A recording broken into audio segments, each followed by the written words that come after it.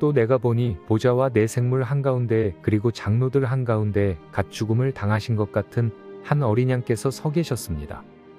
그 어린 양은 7뿔과 7눈을 가지셨는데 이것은 온 땅에 보내어지신 하나님의 7영입니다.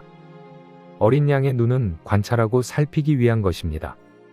그리스도는 구속하는 어린 양으로서 새 예루살렘의 건축으로 최종 완성될 하나님의 영원한 목적을 완수할 수 있기 위해 하나님의 심판을 우주에 집행하기 위한 관찰하고 살피는 7눈을 갖고 계십니다. 그러므로 스가랴서 3장 9절에서 그분은 하나님의 건축을 위한 7눈을 가진 머릿돌로 예언되셨습니다.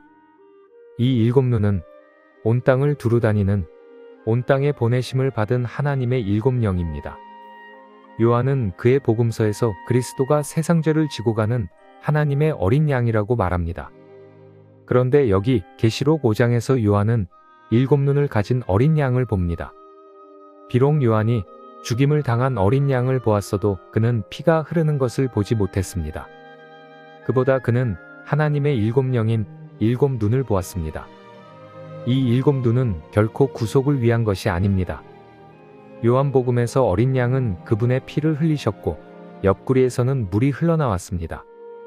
그러나 계시록의 어린 양은 빛을 발하여 멀리까지 이르러 사람들을 접촉하는 불타오르는 7눈을 갖고 있습니다. 흰 종이에 검은 문자대로라면 이것은 심판을 위한 것이지만 실은 하나님의 건축을 위한 것입니다. 당신은 살피고 비추는 7눈이 하나님의 건축을 위한 것이라고 말하는 근거가 무엇인지 궁금할 것입니다.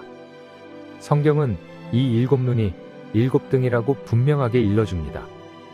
7등은 출애굽기 25장에서 처음 언급됩니다.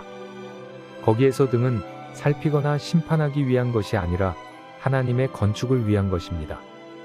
거기에 언급된 7등은 장막, 곧 지상에서 사람들 중에 있는 하나님의 거처를 건축하기 위한 것입니다. 언뜻 보기에 어린 양의 불타오르는 7눈은 살피고 심판하기 위한 것입니다. 그러나 이렇게 살피고 심판하는 것은 건축이라는 최종 목표에 도달하기 위한 하나의 절차입니다. 결국 계시록은 다만 심판을 위한 것이 아니라 건축을 위한 것입니다. 대부분의 계시록 주석들은 이 책이 심판의 책이라고 말합니다. 그러나 이 심판은 새 예루살렘으로 최종 완성되는 하나의 절차입니다. 심판이 집행된 후에는 무엇이 등장합니까? 새 예루살렘입니다. 새 예루살렘은 7눈에 의해 수행되는 하나님의 심판으로부터 나옵니다.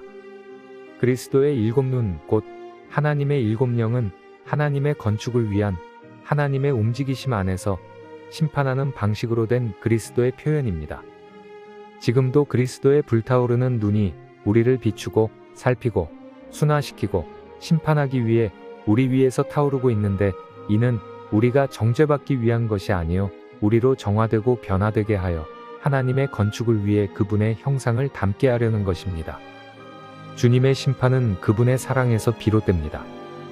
그분은 우리를 사랑하시기 때문에 우리를 귀한 보석들로 변화시키기 위해 우리에게 오시어 우리를 살피고 비추고 심판하고 순화시키고 순수하게 만드십니다. 결국 이 책은 귀한 보석들로 건축된 새 예루살렘으로 최종 완성됩니다. 이러한 재료들이 어디에서 나옵니까? 그것들은 그리스도의 7눈, 즉 생명을 주고 변화시키는 영에서 나옵니다. 자세한 내용은 요한계시록 라이프 스타디 메시지 18을 참고하시기 바랍니다.